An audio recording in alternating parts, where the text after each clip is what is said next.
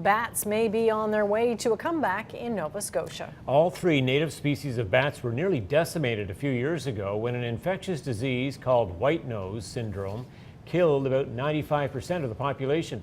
But a colony found deep in the backwoods of southwest Nova Scotia is giving wildlife researchers hope. Jenny Cowley reports.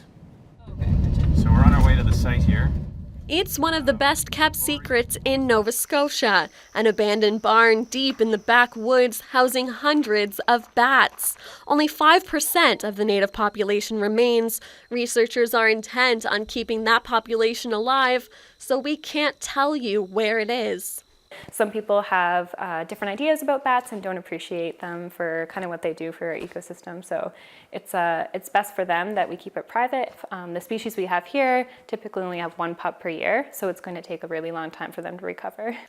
Researchers stumbled across the barn by accident. Since then, they visit every 2 weeks to count the number of creatures that fly out of the building to feed at night.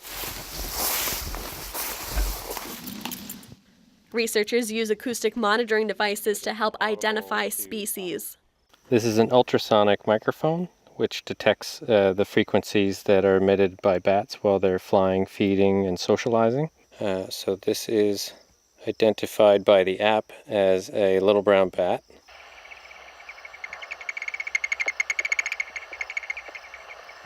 As it was exiting the roost.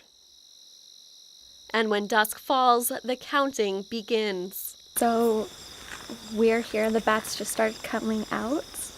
We've counted about 10 so far. I've seen none, but I'm keeping my eyes on the window and hopefully we're going to see some of the 5% population that's left out here.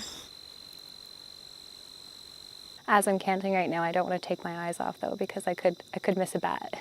Oh, 8, 9. Oh. While researchers continue to monitor the population from a distance, they ask the public to report any bat sightings so they can track where else in the province they're living. Jenny Cowley, CBC News, Southwest Nova Scotia.